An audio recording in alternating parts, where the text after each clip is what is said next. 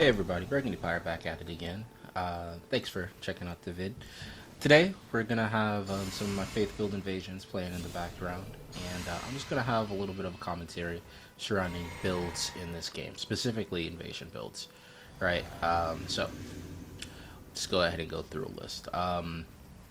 When it comes to your armor in an invasion build, you need to make sure you have some pretty good defenses, as well as a good amount of poise. I'd recommend anywhere from 83 all the way up to 104, 103, 104. You could even go full bull goats 133 with the bull goats talisman. But you do need some defense and you do need some poise. They're extremely, extremely valuable when you're playing against wolves. This armor set, I think, might become a bit of a mascot for the channel. I like it quite a bit. It's the Crucible Axe set, whether altered or unaltered, it depends upon what I can afford. Then there's Crucible Gauntlets and Greaves. Can be replaced with other pieces if more poise is needed. If we wanted to get to 103, or actually I believe 104 poise, we would use the unaltered Crucible Axe chest piece, regular Crucible Gauntlets, the Bull Goat's Greaves, and the Duelist along with the Bull Goat Talisman. That'll get us past that 101 poise breakpoint. But yeah, so armor is very, very important, specifically for defenses and poise, but if you can make it look cool to you, that's really important as well. Second thing that's really important, you have to have some variety, right? It'd be nice if you had one weapon that was good for all situations, and there are some setups that can do that, that are not all situations, but multi-situational, like the dual great spears, power stance great spears. For one, is a really good setup for most situations. So our power stance regular spears, power stance straight swords are good for most situations, invasion-wise, and so on and so forth, right? But having all of them available to you for the different situations that they're better in is also really, valuable once you are in that situation. I keep saying those situations, but yeah, it is very important for you to be able to have different, different replies to the builds you're going to see, right? Because you're one person and you could be in a situation like this where you're going up against three people and you might need different tactics to be able to take down. Also, having ranged options in your arsenal, whether it be a bow, great bow, ballista, what's it called, crossbow, sorceries, incantations, anything that can hit some enemies from range is going to be super valuable. Preferably something like the great jar or the great bows that can just knock over an opponent. That's pretty useful. But those are going to be really valuable just for, if you want to use gravity to your benefit, or if you want to kind of get the jump on somebody, or for people that are AFK farming, you want to be able to knock them off their high horse quite literally in some respects, right? So that's something that you want to keep in mind.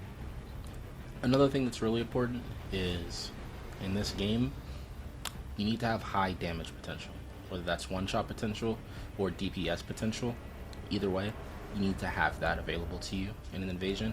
Otherwise, you're going to be getting out-damaged. The average player is going to be getting out-damaged in 3v1s, and it's going to be mostly a game of luck if you do end up winning. To alleviate that, definitely getting yourself some higher damage, so that means optimizing your builds, optimizing your setups, strengthening or focusing your builds around specific setups. Good exhibit right here. The Black Flame Tornado for this build, the Faith build, with the Flame Art infused weapon that's capable of using it, is a really good option for taking out an enemy or multiple enemies, depending on the situation. Spoiler alert, this invasion ends kind of boringly. It's kind of a war of attrition while they make their way through the, what's it called? Goodness, the area. And it ends with me leaving, just because, I ran out of healing and they ran out of willingness to engage me. So yeah, but that's it on the weapons. You want to have different abilities or different approaches that you're able to use, rather. We've already discussed the armor, and damage potential is very important, whether that be one shot or just high DPS. If you are worried about being able to get high DPS, almost every build can afford dual straight swords of any variety. On your offhand straight sword, put a buff that can be utilized. Worst case scenario, you can put Cragblade on it. If you're a strength build or faith build, you can do the Flaming Strike or Flame Strike, Ash of War. Dexterity build, you can use the Lightning Slash. There's just a bunch, right? There are a bunch of different ways that we could buff our weapons, our offhand weapon with Ashes of War. And then on the primary one, hit Endure on it. And if you ever get chased down, you can always just mash your way to heaven. I might do an entire video or montage or something just displaying that and that options capabilities, just to exemplify a little bit of what I'm talking about. So, moving on from armor and weapons to something that's going to be a little bit more niche. It's not going to be ever present on all builds. It's spells and incantations. When I say it's not going to be ever present, I think on every build except for a mage build that's at or above meta, you need to have at least 25 incantation, 25 faith, so you can get the golden vow and bury your gold. So that way you have a fighting chance against multiple people. And the reason why I recommend bury your gold, aside from, you know, maybe Black Flame protection or protection of the Erd Tree, which are definitely fantastic options that you can have in your back pocket. I think that you can utilize those with the 25 faith, but whether you can or can't, I think you can. But whether you can or can't, barrier of gold is definitely the one that I would suggest the most. But the reason why I suggest that is because magic damage is the most prevalent spam option, right? A lot of PvEers do default to magic, and I could commentate on why that is, but I'll just leave it be at the moment. But yeah, a lot of PvEers will, or gankers honestly, will go for magic because it is one of the easier methods for spamming, and it's definitely a skill check if you can evade it. With that being said, I don't think the carry and retaliation is a very good option for dealing with magic. You really should just be dodging it. And the reason why I say that is if you're going against multiple people, then you don't really have time to sit there and parry. And if carry and retaliation was like it previously was, where it could do extreme damage, then obviously it'd be useful. But in its current iteration, I really don't think there's ever any reason to use carry and retaliation. Golden retaliation, on the other hand, with the Erd Tree Great Shield, is another video idea, because that is absolutely fantastic with, and there you see me leaving, that is absolutely fantastic with respect to countering mage builds, because it does do so much damage. You can build around the damage that it's going to deliver, right? So, like I said, that might be another build that I do, or that's another build that I do want to do. So one for that, and one for dual swords, just replying to people trying to rush you down when you do the Endure Ash of War with a buffed offhand, just to show that strength, so you can be confident knowing that, you know, that's something you can use going forward. I'll probably even use one that's a little bit less optimal for straight sword specifically, just so you can see that it's a good option always, or pretty much always, depending on the stats that you have, right? So that's really all I wanted to talk about surrounding builds.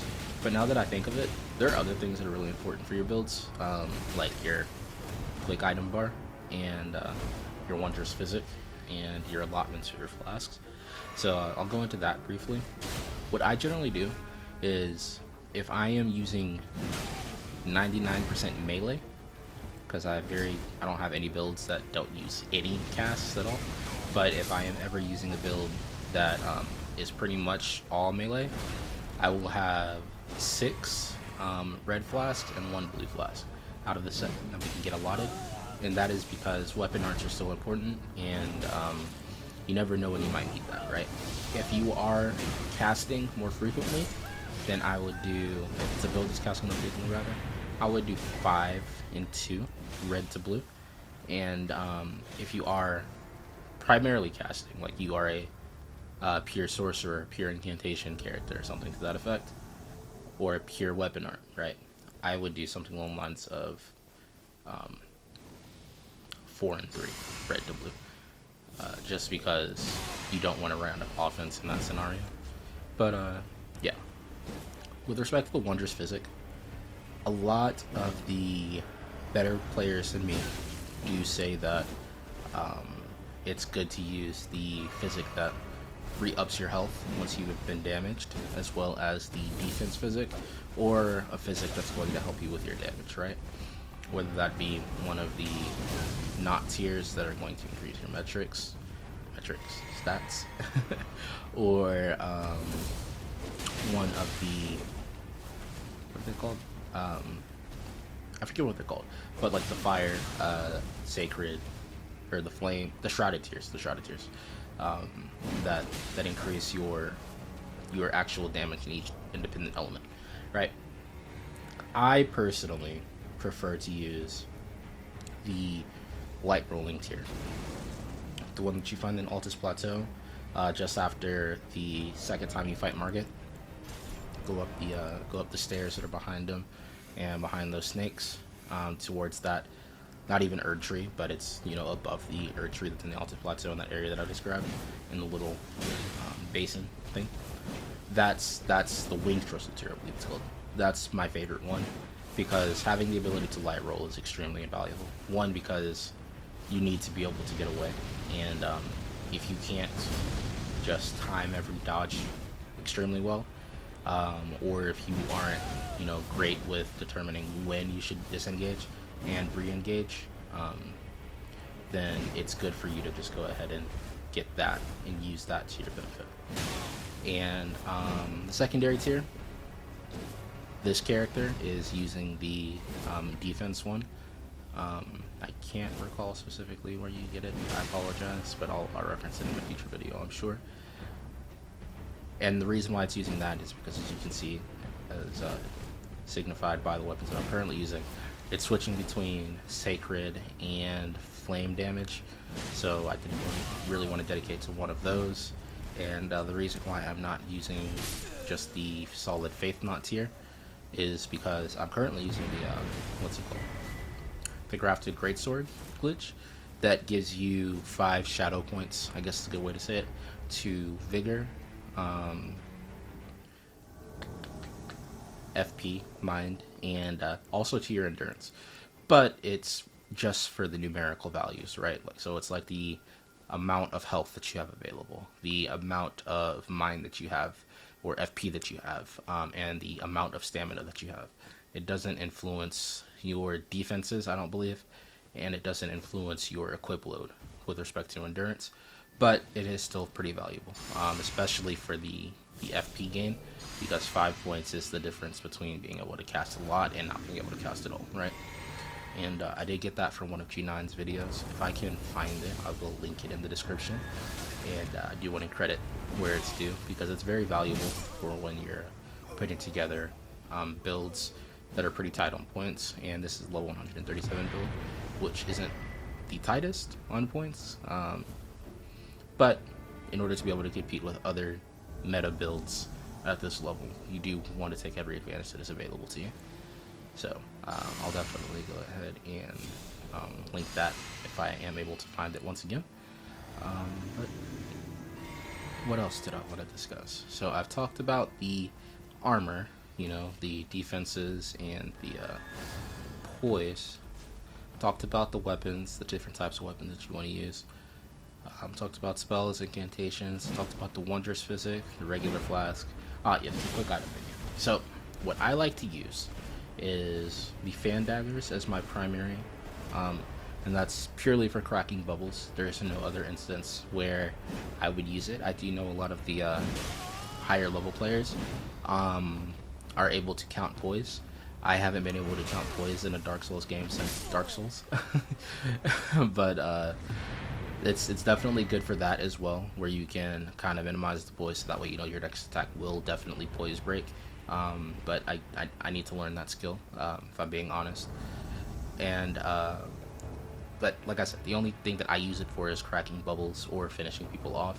but it's still extremely invaluable, and that's why I have it at the primary spot, at first spot, so I can quickly transition to it at any point in time. Generally speaking, after that, I like to have the raw meat dumpling, followed by the poison bolus, and that's for extra healing. And the poison bolus poison is fairly popular, but it's obviously for immediate healing of that poison status from the bolus. After that, it's the remainder of the boluses. I would honestly state that sleep isn't super necessary. The sleep bolus, the rejuvenating bolus rather. I don't remember what the death blight one is called. That one's not super necessary either. And the reason why I say that sleep and death blight aren't super necessary, but I'm not mentioning the others. Death blight, you shouldn't die to death blight. In an invasion, if somebody's using death blight, if you are going to lose to them, you're going to lose them because they're going to kill you before they can trigger the death blight. You're not just going to die to the death blight, more likely than not, right? Sleep, kind of a different scenario. One, it's extremely rare that people will use sleep. It's not super common, but it is very memorable because it's a very annoying and frustrating thing to contend with. So if you had to choose between the two, I would definitely choose to keep the sleep one on your bar and or the rejuvenating one. I'd definitely remove death blight before the sleep one, or you could just have both like I do for whatever reason. But sleep is less common than bleed. It's less damaging potentially than madness, and it's also less common than madness. It's less common than frost. It's less common than poison, and the poison one's going to be there regardless, and it's less common than scarlet drop, right? So it has to kind of take the L on that one because I'm kind of a statistical guy, but that's the only reason, right? If you prefer that one as opposed to poison, because statistically speaking, if you're going to die to one, it's going to be more likely that you die to sleep than you die to poison, right? But then, there's the raw meat dumpling thing that I discussed previously. But aside from that, I also like to have the the lantern, and that's a residual from PvE. The lantern's not super useful in PvP. Sometimes you can invade in caves or whatever, but generally speaking, in that situation, you could just go ahead and put on a lantern. And there's plenty of light from the oranges that every invasion has anyways, so you don't really need to worry too much about that regardless. And finally, I have the finger severer because I don't really think there's much explanation needed on that. Just because I think it's important to have it, depending upon what you run into. But that all being said, this has been Burgundy Pyre. Thank you everybody for checking out the video, and please continue to watch in the future, and please don't forget to like, comment, and subscribe if you deem necessary, and I do very much so appreciate everybody tuning in. You have a fantastic rest of your day, week, month, etc.